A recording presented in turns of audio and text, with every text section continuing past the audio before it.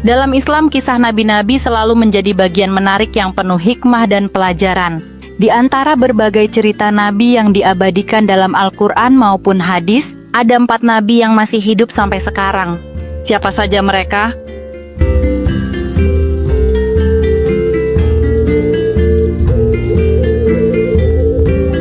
Assalamualaikum warahmatullahi wabarakatuh. Allah telah memilih ribuan manusia untuk diangkat sebagai nabi dan rasul. Dalam hadis yang diriwayatkan oleh Imam Ibnu Katsir, disebutkan bahwa jumlah para nabi yang diutus adalah 124.000 nabi, dan dari jumlah tersebut 315 diantaranya adalah para rasul. Meskipun jumlah nabi sangat banyak, umat Islam hanya diwajibkan mengetahui 25 nabi yang disebutkan dalam Al-Quran. Namun, yang menarik adalah meskipun para nabi dan rasul telah wafat, terdapat keyakinan bahwa ada 4 nabi yang hingga saat ini masih hidup. Keempat nabi ini, atas izin Allah, masih diberikan kehidupan hingga saat ini. Meskipun tujuan dan alasan mereka tetap hidup berbeda-beda. Ada yang kematiannya ditunda karena masih menjalankan tugas tertentu, dan ada pula yang terus memuliakan Allah Subhanahu wa Ta'ala. Menurut Mahmud Asy-Syafrawi dalam bukunya Khidir alaihi salam, salah satu dari mereka adalah Nabi Khidir, yang dikenal sebagai nabi misterius, penguasa samudra, dan memiliki kecepatan luar biasa dalam berjalan. Keempat nabi ini bukanlah penutup para nabi, melainkan mereka adalah hamba Allah yang dipilih dan diberi umur panjang hingga hari ini.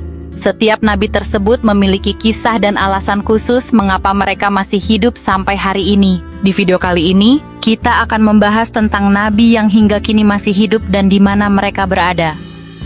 Nabi yang diyakini masih hidup hingga saat ini adalah Nabi Isa alaihi salam, putra dari Maryam radhiyallahu anha. Kisah kelahiran beliau sangat istimewa dan diceritakan di dalam surah Maryam. Allah mengutus malaikat Jibril untuk menemui Maryam dalam wujud seorang laki-laki. Jibril menyampaikan kabar gembira kepada Maryam. Sesungguhnya aku adalah utusan Tuhanmu untuk memberimu kabar gembira tentang seorang anak laki-laki yang suci. Maryam terkejut dan bertanya, bagaimana mungkin aku bisa mempunyai anak laki-laki? Padahal tidak ada seorang laki-laki pun yang menyentuhku, dan aku bukan seorang pezina. Jibril menjawab bahwa yang demikian itu adalah kehendak Allah.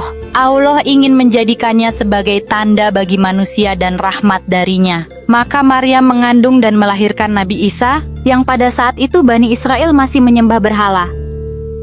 Nabi Isa alaihi salam merupakan salah satu nabi yang diutus kepada Bani Israel. Beliau dikenal sebagai salah satu rasul yang bergelar Ulul Azmi, sebuah gelar yang menunjukkan ketabahan dan keteguhan hati dalam menyampaikan risalah Allah. Nabi Isa memiliki mukjizat yang menakjubkan, seperti kelahirannya tanpa ayah, bisa berbicara ketika masih bayi, menghidupkan orang mati, dan menyembuhkan orang buta sejak lahir dengan izin Allah. Nabi Isa juga dikenal dengan sebutan Al-Masih, yang berarti mengusap, karena beliau mengusap orang yang sakit dengan tangannya, lalu mereka sembuh seketika dengan izin Allah. Begitu pula dengan orang yang diserupakan dengan Nabi Isa. Disebutkan bahwa Nabi Isa berdoa kepada Allah, lalu mengusap wajah seorang Hawariyun, yaitu pengikut setia Nabi Isa, yang paling muda, dan seketika wajahnya berubah menyerupai Nabi Isa. Dalam Islam, beliau adalah sosok yang dipandang sangat soleh, penuh ketundukan kepada Allah, dan memiliki peran besar dalam mengajarkan ajaran tauhid. Perjalanan dakwah Nabi Isa alaihi salam dimulai ketika beliau diangkat menjadi nabi dan rasul pada usia 30 tahun. Misinya adalah mengajak Bani Israel yang tinggal di Palestina kembali kepada jalan yang benar. Tugas utama Nabi Isa adalah meluruskan penyelewengan yang terjadi dalam ajaran Taurat, kitab yang telah diturunkan kepada Nabi Musa alaihi salam sebelumnya. Selain itu, beliau juga membawa kitab baru, yaitu Injil, yang berisi petunjuk, cahaya, dan hukum-hukum bagi mereka yang bertakwa. Nabi Isa menyerukan kepada Bani Israel agar hanya menyembah Allah Subhanahu wa Ta'ala dan meninggalkan sesembahan berhala. Beliau mengingatkan mereka tentang kepatuhan kepada Allah dan mengkritik para ahli Taurat, serta pemimpin agama Bani Israel yang telah merubah ajaran Taurat demi kepentingan pribadi. Nabi Isa tidak berdakwah sendirian. Beliau didukung oleh 12 sahabat setia, yang dikenal sebagai Hawariyun, yaitu orang-orang yang beriman pada risalahnya dan membantu menyebarkan agama Allah. Meskipun dakwah Nabi Isa disertai dengan mukjizat yang luar biasa, Tidak semua Bani Israel menerimanya. Padahal, mukjizat itu nyata di depan mata mereka. Tetapi banyak yang tetap menentang ajaran Nabi Isa dan menolak kebenaran yang beliau bawa. Bahkan, meskipun mereka menyaksikan tanda-tanda kebesaran Allah, rasa iri dan kebencian mereka terhadap Nabi Isa semakin besar. Mereka pun berusaha untuk membunuhnya. Ketika permusuhan Bani Israel semakin memuncak dan pasukan tentara sudah bergerak untuk menangkapnya, Allah pun menolong utusannya. Allah mengangkat Nabi Isa ke langit agar terhindar dari rencana jahat mereka. Dalam surah Ali Imran ayat 55, Allah berfirman, Wahai Isa, sesungguhnya aku mengambilmu, mengangkatmu kepadaku, menyucikanmu dari orang-orang yang kufur, dan menjadikan orang-orang yang mengikutimu lebih unggul daripada orang-orang yang kufur hingga hari kiamat. Kemudian kepadakulah kamu kembali, lalu aku beri keputusan tentang apa yang selalu kamu perselisihkan. Allah menyerupakan salah seorang dari pengikut Nabi Isa dengan wajah beliau. Menurut riwayat, orang yang diserupakan itu adalah seorang Hawariyun yang paling muda, bukan Yudas Iskariot. Yudas Iskariot adalah seorang pengkhianat yang menunjukkan tempat persembunyian Nabi Isa kepada Raja Romawi. Hawariyun inilah yang kemudian ditangkap oleh tentara Romawi atas hasutan para pemimpin Bani Israel dan dia pun disalib. Disinilah mereka meyakini bahwa mereka telah menyalib Nabi Isa. Namun, kenyataannya adalah sebagaimana disebutkan dalam surah An-Nisa ayat 157. Mereka tidak berhasil membunuh atau menyalib Nabi Isa. Allah Subhanahu wa Ta'ala berfirman, Sesungguhnya kami telah membunuh Al-Masih, Isa putra Maryam, Rasulullah, padahal mereka tidak membunuhnya dan tidak pula menyalibnya. Tetapi yang mereka bunuh adalah orang yang menurut mereka menyerupai Isa. Sesungguhnya mereka yang berselisih pendapat tentangnya, pembunuhan Isa, selalu dalam keraguan-raguan terhadapnya. Mereka benar-benar tidak mengetahui siapa sebenarnya yang dibunuh itu, kecuali mengikuti persangkaan belaka. Jadi, mereka tidak yakin telah membunuhnya. Nabi Isa sendiri telah diangkat oleh Allah ke langit dalam keadaan hidup, sebagaimana ditegaskan dalam firman-Nya. Tetapi Allah telah mengangkat Nabi Isa kepadanya, dan Allah Maha Perkasa lagi Maha Bijaksana. Inilah Nabi pertama yang masih hidup hingga saat ini, dan akan turun di akhir zaman untuk membunuh Dajjal sebagaimana yang telah ditugaskan oleh Allah. Nabi yang kedua adalah Nabi Khidir alaihissalam. Nabi Khidir adalah sosok Nabi yang keberadaannya penuh misteri. Dalam sebuah buku menyimak kisah kehidupan Nabi Khidir, kita diajak mengenal lebih dekat sosok Nabi Khidir. Nama aslinya adalah Balia bin Malkan bin Falik bin Abir bin Salih bin Arfaksat bin Sam bin Nuh al-Khidir. Dengan kata lain, Nabi Khidir diyakini sebagai keturunan dari Sam, salah satu putra Nabi Nuh alaihissalam. Beberapa ulama memiliki pandangan berbeda tentang Nabi Khidir. Ada yang meyakini bahwa beliau masih hidup hingga hari kiamat. Sementara ada juga yang mengatakan bahwa Nabi Khidir telah wafat. Nabi Khidir juga dikenal sebagai guru dari Nabi Musa alaihissalam. Dan pertemuan mereka diceritakan dalam Al-Quran, tepatnya dalam surah Al-Kahfi. Ciri-ciri Nabi Khidir juga disebutkan dalam beberapa riwayat. Beliau dikenal sebagai sosok yang tertutup dan lebih suka menyendiri. Dalam kitab Al-Uris At-Tlabi disebutkan bahwa menurut beberapa pendapat, Nabi Khidir adalah seorang nabi yang umurnya dipanjangkan dan terhindar dari pandangan banyak orang. Ia dikenal sebagai sosok yang tidak menyukai keramaian dan jarang menampakkan diri, kecuali kepada orang-orang tertentu. Kehadirannya selalu datang dan pergi sesuai keinginannya. Dalam buku Nabi Misterius Penguasa Samudra yang berjalan secepat kilat, Nabi Khidir digambarkan sebagai sosok yang penuh misteri. Sulit terlihat dan sering merahasiakan nama serta tempat tinggalnya. Beberapa riwayat menyebutkan bahwa beliau memiliki fisik yang berbeda dari orang biasa, seperti jempol tangannya yang tidak bertulang dan selalu membawa tongkat. Selain itu, perawakannya jauh lebih tinggi dibandingkan kebanyakan orang. Nabi Khidir juga memiliki banyak keistimewaan yang tidak dimiliki orang lain. Dalam buku Sang Nabi Super Misterius karya Khalifi Ilyas Bahar, dijelaskan bahwa Nabi Khidir dianugerahi ilmu laduni, yaitu pengetahuan yang diberikan langsung oleh Allah Subhanahu wa Ta'ala tanpa melalui proses belajar formal atau bimbingan guru. Dengan ilmu ini, Nabi Khidir mengajarkan makrifat kepada mereka yang membutuhkannya. Keistimewaan lainnya adalah setiap tempat yang diinjaknya akan berubah menjadi hijau dan subur. Artinya, Setiap lokasi yang disinggahi oleh Nabi Khidir akan menjadi indah dan berwarna hijau. Al-Aluddin As-Suyuti dalam tafsir Ad-Dur Al-Mansur pernah menyebutkan hadis yang diriwayatkan oleh Ibnu Abbas, di mana Rasulullah Shallallahu Alaihi Wasallam bersabda bahwa Nabi Khidir dikenal dengan sebutan tersebut karena setiap kali beliau melakukan sholat di atas hamparan kulit putih, hamparan itu akan berubah menjadi hijau. Selain itu, Nabi Khidir juga memiliki kemampuan berjalan secepat kilat. Dengan anugerah ini, beliau mampu mengelilingi dunia dalam waktu yang sangat singkat. Berdasarkan berbagai pengamatan ulama, Nabi Khidir menguasai semua samudra, mulai dari Samudra Hindia hingga ke Atlantik dan Pasifik, yang memungkinkan beliau berpindah tempat dengan cepat. Lalu bagaimana pendapat para ulama tentang keberadaan Nabi Khidir hingga hari ini? Terdapat perbedaan pendapat di kalangan ulama mengenai apakah Nabi Khidir masih hidup atau tidak. Banyak ulama percaya bahwa beliau masih hidup dengan jasadnya di dunia dan akan meninggal seperti manusia biasa di akhir zaman atau saat hari kiamat. Namun, banyak juga ulama yang berpendapat bahwa Nabi Khidir telah wafat di zamannya Nabi Musa alaihi salam.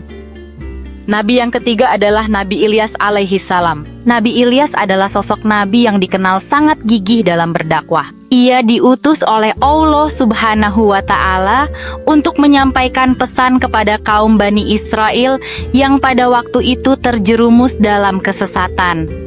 Dalam Al-Quran, kisahnya tercantum dalam surah Asy-Syafat ayat 123-126, di mana Allah berfirman, Dan sungguh Ilyas benar-benar termasuk salah seorang rasul. Ingatlah ketika dia berkata kepada kaumnya, "Mengapa kamu tidak bertakwa? Patutkah kamu menyembah Baal dan kamu tinggalkan Allah sebaik-baik pencipta, yaitu Allah Tuhanmu dan Tuhan nenek moyangmu yang terdahulu?" Imam Ibnu Katsir dalam Qisasul Anbiya menyebutkan bahwa Nabi Ilyas alaihi salam memiliki garis keturunan yang sama dengan Nabi Harun alaihi salam. Salah satu kisah yang menyentuh tentang Nabi Ilyas adalah ketika beliau didatangi oleh malaikat maut yang hendak menjemputnya. Mendengar berita itu, Nabi Ilyas merasa sedih dan meneteskan air mata. Ia merasa menyesal karena setelah meninggal, ia tidak akan dapat lagi berzikir kepada Allah Subhanahu wa Ta'ala. Sementara orang yang masih hidup dapat terus memujinya. Nabi Ilyas memohon kepada Allah agar nyawanya diambil saat hari akhir tiba, karena Nabi Ilyas khawatir tidak ada yang berzikir untuk Allah sampai akhir zaman. Allah Subhanahu wa Ta'ala mengabulkan permohonannya dan memerintahkan malaikat maut untuk menunda pencabutan nyawanya, memberikan kesempatan bagi Nabi Ilyas alaihi salam untuk terus berzikir dan beribadah. Kisah Nabi Ilyas menjadi salah satu hikmah dalam Al-Quran yang mengandung banyak pelajaran moral dan spiritual yang relevan bagi kehidupan sehari-hari. Diketahui bahwa Nabi Ilyas alaihi salam meneruskan dakwah yang telah dijalankan oleh Nabi Musa dan Nabi Harun. Ia menyeru kaum Bani Israel yang membangkang agar kembali kepada Allah Subhanahu wa Ta'ala. Nama lengkap Nabi Ilyas adalah Ilyas bin Yasin bin Fas bin Azhar bin Harun. Kisahnya tercantum dalam Al-Quran, khususnya dalam surah Al-An'am ayat 85. Kala itu, Bani Israel kembali menyembah berhala. Mereka membuat berhala dari emas yang diberi nama Baal. Berhala Baal ini diletakkan di tempat yang tinggi dan orang-orang mulai menyembahnya. Bagi mereka, Baal adalah dewa pelindung, penolong, dan pemberi rezeki. Ketika Bani Israel dilanda kekeringan, banyak hewan ternak mereka yang mati dan tumbuh-tumbuhan tidak dapat dipanen. Mereka justru berdoa kepada berhala, tetapi semua itu sia-sia. Maka Nabi Ilyas pun berdoa agar hujan turun, dan Allah mengabulkan doanya. Banyak kaum Bani Israel yang terkejut melihat mukjizat ini, dan beberapa di antara mereka langsung mengakui keimanan mereka. Namun, ada juga yang menolak dan justru mengejar Nabi Ilyas dengan tuduhan bahwa beliau adalah tukang sihir yang menyebabkan kekeringan. Nabi Ilyas kemudian menjadi buronan para kaum penyembah berhala. Dalam pelariannya, Nabi Ilyas bersembunyi di sebuah gua. Allah mengutus burung untuk membawakan makanan dan minuman kepadanya. Ketika para penyembah berhala mengetahui tempat persembunyian Nabi Ilyas, mereka beramai-ramai ingin menangkap dan membunuhnya. Namun, Allah mendatangkan azab berupa gempa bumi yang dahsyat. Banyak dari mereka yang meninggal dunia. Sebagai penghargaan atas perjuangannya melawan kemusyrikan, Allah Subhanahu wa Ta'ala mengangkat Nabi Ilyas ke langit. Peristiwa ini merupakan salah satu cara Nabi Ilyas meninggalkan dunia. Ada yang berpendapat bahwa Nabi Ilyas masih hidup dan tinggal di langit. Sementara ada pula yang mengatakan bahwa beliau telah diwafatkan oleh Allah. Kemudian, Nabi yang keempat adalah Nabi Idris alaihi salam. Nabi Idris adalah Nabi kedua setelah Nabi Adam alaihi salam, yang diangkat oleh Allah subhanahu wa ta'ala sebagai utusannya. Dalam Al-Quran, Allah berfirman mengenai Nabi Idris. Dan ceritakanlah Muhammad kisah Idris di dalam kitab Al-Quran. Sesungguhnya dia seorang yang sangat mencintai kebenaran dan seorang nabi, dan kami telah mengangkatnya ke martabat yang tinggi. Quran Surah Maryam, ayat 56-57. Nabi Idris alaihi salam menerima 30 suhuf yang berisi ajaran kebenaran, mirip dengan Al-Quran, sebagai petunjuk untuk disampaikan kepada umatnya. Nabi Idris adalah nabi pertama yang diberikan kemampuan untuk membaca dan menulis. Salah satu mukjizatnya adalah menjadi orang pertama yang menguasai keterampilan menulis. Beliau mengajarkan masyarakatnya tentang tulis-menulis, yang kemudian menghasilkan tulisan-tulisan penting yang membantu para sejarawan memahami kehidupan di masa lampau. Selain itu, Nabi Idris juga dikenal sebagai orang pertama yang mempelajari astrologi dan arsitektur. Beliau selalu mengamati fenomena alam sebagai tanda kebesaran Allah Subhanahu wa Ta'ala. Nabi Idris adalah pelopor dalam perencanaan pembangunan kota dan perkembangan ilmu politik. Salah satu kisah terkenal tentang Nabi Idris adalah saat beliau dikunjungi oleh malaikat maut. Malaikat maut pun menjadi teman Nabi Idris selama beberapa hari. Mereka bersama-sama hingga pada hari keempat. Nabi Idris merasakan sesuatu yang aneh dan bertanya tentang identitas tamunya. Ketika mengetahui bahwa tamunya adalah malaikat maut, Nabi Idris mengajukan permintaan agar nyawanya dicabut, lalu dihidupkan kembali dengan izin Allah Subhanahu wa Ta'ala. Setelah merasakan kematian, Nabi Idris kemudian meminta untuk dibawa ke surga dan neraka. Malaikat Israel meminta izin kepada Allah untuk membawa Nabi Idris alaihissalam melihat neraka, dan Allah pun mengizinkannya. Saat mendekati neraka, Nabi Idris langsung pingsan karena terkejut melihat malaikat penjaga neraka yang sangat menyeramkan. Ia menyaksikan manusia yang dahulu durhaka kepada Allah diseret dan disiksa dengan azab yang mengerikan. Kobaran api neraka jahanam yang membara, suara gemuruh yang menggetarkan, dan penderitaan para pendosa membuatnya ketakutan. Pemandangan itu semakin menguatkan tekadnya untuk berdakwah agar umatnya tidak tersesat dari jalan Allah. Setelah meninggalkan neraka dengan tubuh lemas dan hati dipenuhi ketakutan, malaikat Israel kemudian membawa Nabi Idris ke surga. Di sana ia hampir pingsan lagi, bukan karena takut tetapi terpesona oleh keindahan luar biasa. Sungai-sungai jernih, pepohonan dengan batang emas dan perak, serta istana megah menyambutnya. Buah-buahan harum bertebaran di mana-mana. Berkali-kali dirinya mengucapkan, Subhanallah, Subhanallah, Subhanallah, dan juga menunjukkan rasa syukurnya terhadap apa yang dirasakannya dan dilihatnya sambil terus berucap, Alhamdulillah, Alhamdulillah, Alhamdulillah. Saat sudah waktunya keluar surga, beliau teringat bahwa sandalnya masih tertinggal di dalam surga. Beberapa sumber menyebutkan sandal Nabi Idris berada di bawah pohon yang rindang. Lalu dirinya masuk lagi untuk mengambilnya. Selang beberapa saat, malaikat Israel kebingungan karena Nabi Idris tidak segera keluar dari sana. Ternyata, Nabi Idris tidak ingin meninggalkan surga Allah tersebut dan ingin tetap berada di sana. Atas izin Allah Subhanahu wa Ta'ala, akhirnya Nabi Idris diperbolehkan untuk tetap tinggal di surga keempat, tanpa menunggu datangnya hari kiamat. Sejumlah riwayat menyebutkan bahwa Nabi Idris dicabut nyawanya oleh malaikat Israel di langit keempat. Inilah kisah 4 Nabi Allah yang dikatakan masih hidup hingga saat ini. Dari keempat Nabi tersebut, banyak ulama yang mengatakan bahwa 3 di antaranya sudah meninggal dunia. Hanya Nabi Isa alaihissalam yang masih hidup di langit. Beliau ditidurkan oleh Allah Azza wa Jalla dan akan diturunkan kembali di akhir zaman. Hanya Allah yang maha mengetahui hakikat sebenarnya. Namun, satu hal yang pasti janjinya akan selalu ditepati. Semoga kita semua termasuk hamba Allah yang selalu beriman dan bersiap menghadapi hari-hari yang telah ditetapkan. Karena di setiap kisah para nabi, tersimpan hikmah bagi mereka yang mau merenung. Wallahu a'lam bishawab.